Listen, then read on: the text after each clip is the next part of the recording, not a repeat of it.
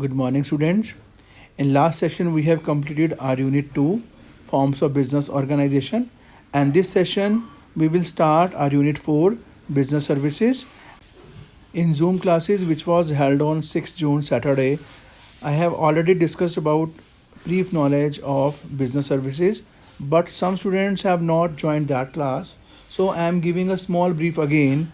What is the business services and its nature and difference between goods and services, and we will also explain today banking and its types. Now, what is a business services? Basically, we have learned about commerce in unit 1. Commerce there is include trade and auxiliaries to trade.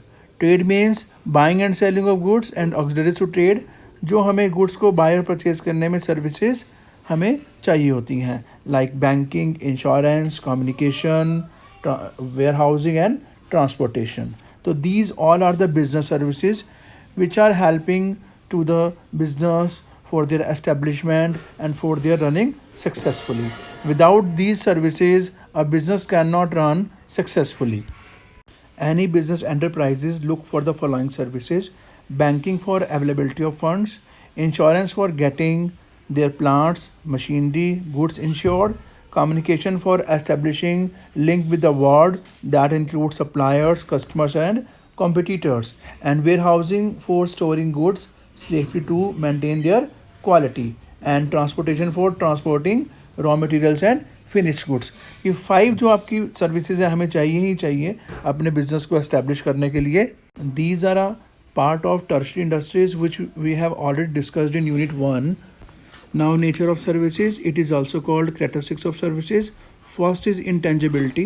Services are intangible. They cannot be seen or touched. We can only feel it. We can only take the benefit of the services. Very good example of this. One cannot taste a doctor treatment. हम doctor की treatment को test नहीं कर सकते, उसका हम benefit उठा सकते हैं. And we can not touch the entertainment. हम एंटरटेनमेंट को फील कर सकते हैं, टच नहीं कर सकते. Second is inconsistency. Different customer have different demands and expectations. Different customers की different demands और expectations हो सकती है. A service has to be performed according to the demand and expectation of the each customer. हर एक customer की demand और expectations के according हम service को perform कर सकते हैं. For example in case of mobile services, मैंने आपको डिस्कस किया था कि मोबाइल सर्विसेज के लिए कोई स्क्रीन गार्ड लगवा रहा है, किसी को मोबाइल का कवर चाहिए, किसी को आई क्लाउड सर्विसेज चाहिए. Third is inseparability. प्रोडक्शन और consumption are performed simultaneously. Services में प्रोडक्शन और कंजप्शन हमारी साथ साथ चलती हैं. For example ATM. अब आप ATM से अगर पैसे निकलवाने जाते हैं तो वहाँ पर प्रोडक्शन और कंजप्शन आपकी साथ साथ चलती हैं. आप देखें कि आप जब कार्ड को इंसर्ट करेंगे उसके बाद ही उसमें से आप उसमें पिन नंबर डालेंगे, then you will get the money. Fourth is inventory loss. Services को हम कभी भी फ्यूचर यूज के लिए स्टोर नहीं कर सकते बिकॉज दे आर इंटेंजिबल. और जैसे ही वो टाइम ख़त्म हुआ हमारी वो सर्विसेज भी वहीं पर ही ख़त्म हो गई. अब देखो मैं आज आपको ये दोबारा करवा रहा हूँ टॉपिक, क्योंकि on that time if some students have not join that class तो दो उसको हम स्टोर करके नहीं रख सकते. इसीलिए services have inventory loss. And fifth is involvement. It is one of the most important characteristics of services. There must be a customer participation in the service delivery process. For example आप doctors के पास गए या barbers के पास जाते हैं, या फिर McD का हमने एग्जाम्पल लिया था कि वहाँ पर हमारी सेल्फ सर्विस आउटलेट है, तो कस्टमर की इन्वॉल्वमेंट होनी बहुत ज़रूरी है. Without involvement of customers, customers का बेनिफिट नहीं उठा सकता. आपने जिम ज्वाइन किया तो आपकी उसमें इन्वॉल्वमेंट होनी चाहिए. तो दीज आर द नेचर और you can say that characteristics of services. Next is difference between services and goods. First is meaning. Service is any activity or benefit that one party can offer to another, and that is essentially intangible. Service कोई activity या benefit होता है जो एक party दूसरी party को offer करती है और ये आपके इंटेंजिबल होते हैं. और goods is a tangible physical product जो कि हम डिलीवर करते हैं बायर को, और it also involve transfer of ownership, और बायर उसका ऑनर बन जाता है. Second is transfer of ownership. Services में it not involve transfer of ownership. कभी भी हम सर्विसेज हायर करते हैं तो हम उसके कभी ऑनर नहीं बनते हैं. आप होटल्स में गए, आपने होटल्स में 2 डेज़ का वहाँ पर स्टे किया, आपने वहाँ पर 20,000 रुपीज़ पे करे. इट मीन्स कि आपने, इट डजंट मीन कि आपने होटल ख़रीद लिया. You just avail the facility of the hotel. And goods का it involve transfer of ownership, हम कोई भी अगर सामान खरीदें, पेन खरीदें, मोबाइल खरीदें, कार खरीदें, तो हम उसके ऑनर बन जाते हैं। नेक्स्ट इज़ इंटेंजिबल, जो services are intangible which we can not seen, we can only feel it. And in goods it is a tangible, we can see it, we can touch it. Next is inventory, in services we can not be kept in stock, service को हम stock में नहीं रख सकते। मैंने आपको example दिया, अभी एग्जांपल दिया था, और मैंने आपको एक और एग्जांपल हम बता देते हैं कि आप मूवी देखने गए, वहाँ पर ऑलरेडी 50 सीट्स वैकेंट हैं और 150 सीट्स फील्ड हैं, तो नेक्स्ट शो में जो है 200 हमारे जो है टिकट्स ही आपकी क्या होंगी, सेल होंगी। डोंट थिंक जो 50 सीट्स खाली हैं वो नेक्स्ट वाले में इन्वॉल्व हो जाएंगे कि भी नेक्स्ट टाइम जो है जो थिएटर्स वाले हैं 250 जो है टिकट्स सेल करेंगे, ऐसा नहीं होगा। 200 सीट्स, जो 50 सीट्स वैकेंट है वो उसी टाइम वहाँ पर ही ख़त्म हो जाती हैं। और but in a goods it kept in a stock. And type, services are heterogeneous, services अलग अलग हो सकती हैं, 2 होटल्स की सर्विसेज अलग अलग हो सकती हैं, 2 हॉस्पिटल्स की सर्विसेज अलग हो सकती हैं। बट गुड्स, जो गुड्स आपके हैं they can be homogeneous, 2 shops पर आपको सेम गुड्स मिल सकते हैं। अगर आपको एक स्टोर पर अगर आपको मोबाइल नहीं मिला, वही मॉडल आपको दूसरे स्टोर पर जाकर मिल सकता है। And last is inconsistency, different customer have different demands, different customer different demand कर सकते हैं सर्विसेज की। फॉर एग्जांपल मैंने आपको यहाँ पर बताया था कि मोबाइल सर्विसेज का एग्जांपल दिया था, और गुड्स में different customer getting standardised demand, जो डिफरेंट कस्टमर है वो सेम डिमांड कर सकते हैं। तो these are the difference between service and goods. ये टॉपिक अभी तक मैंने जो कराया है ये हमने जूम ऐप में ऑलरेडी डिस्कस किया था। Now we will start further. और our first service is banking. Bank के बारे में आप सबने सुना है, आई थिंक आपने विजिट भी किया होगा बैंक में। तो what is a bank? Bank is a financial institution which accept money on deposit repayable on demand and also earn a margin of profit by landing money. Bank वो ऐसा institutions जो लोगों से मनी एक्सेप्ट करता है as a deposit, और हमें क्या करता है, लोन भी देता है, और earn margin of profit, loan पर वो इंटरेस्ट रेट ज़्यादा लेता है और जो डिपॉजिट पर इंटरेस्ट रेट वो कम देता है। तो जो मार्जिन होता है that is the profit of the banking. Types of bank, commercial banks, central bank, cooperative banks and specialised bank. First is commercial bank.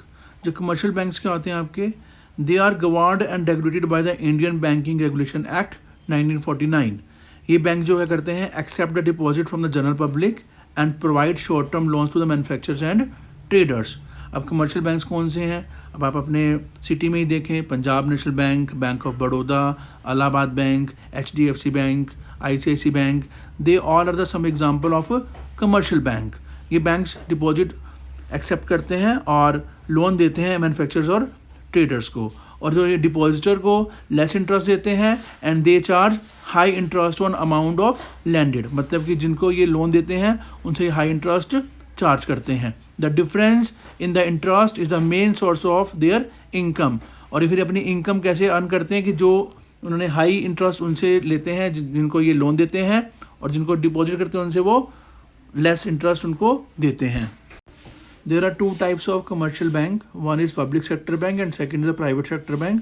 Public sector bank are those in which the government has major stake, जिसका government का ज़्यादा major role होता है, और government का जो main objective profit ना कमाकर सर्विसेज प्रोवाइड करना होता है। और प्राइवेट सेक्टर बैंक्स ऐसे bank, they are owned, manage and controlled by private promoters and they are free to operate as per market force. There are number of public sector banks and private sector banks.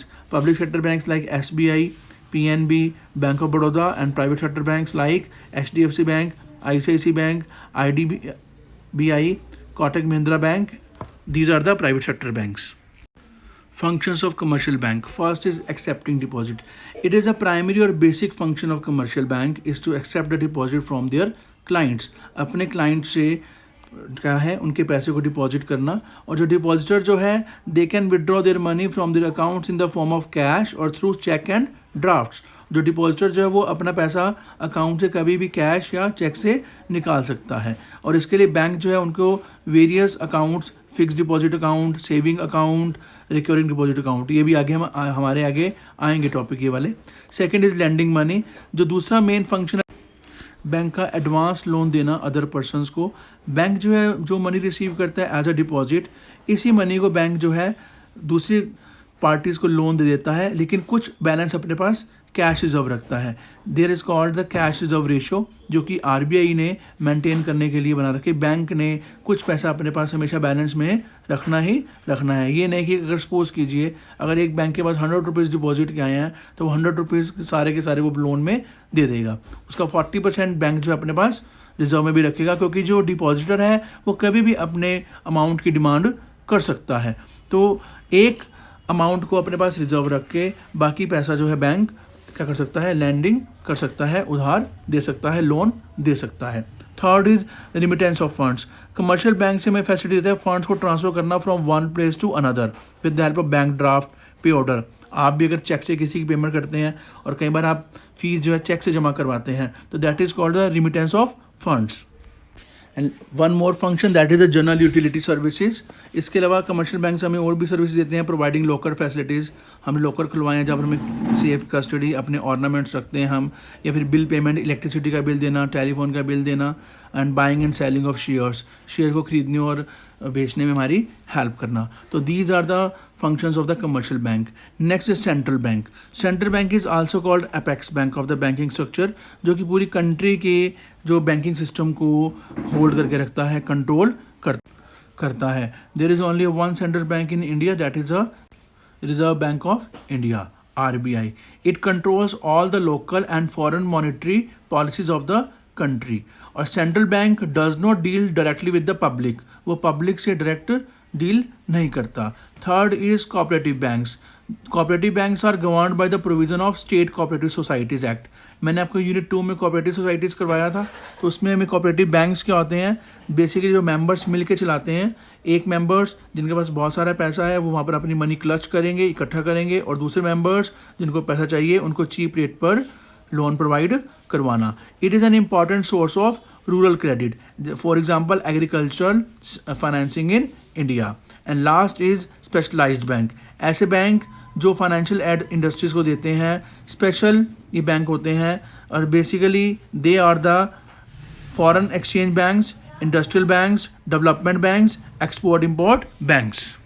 Basically these banks are working for import export business enterprises. जो business enterprises import export करती हैं उनके लिए basically banks होते हैं जो उनकी financial needs को पूरा करते हैं। तो students, today we have discussed about of business services, its nature and difference between goods and services, and banks and types of banks. I hope you understood it clearly. Now you will do the assignments which are available on the site. Thank you, students.